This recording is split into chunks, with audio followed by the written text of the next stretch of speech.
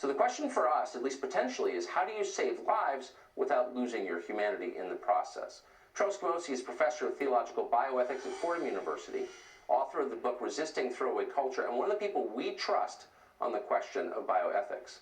It's great to have him back. Thanks so much for coming on tonight. So I've seen you make the point that very hard choices that no decent person would ever want to make, are inevitable if, at some point in a crisis. How should we approach this question?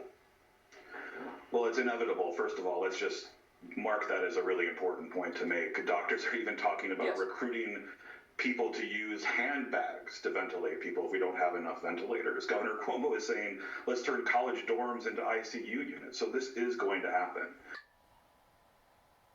Well, it's one of those more interesting issues that the pro-life movement doesn't generally take up.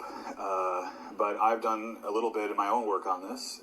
And I think non-human animals, though obviously not as important as human animals, merit our serious attention. They're also vulnerable. They're also voiceless. They also are pushed to the margins because they're inconvenient, interestingly, just like prenatal children are.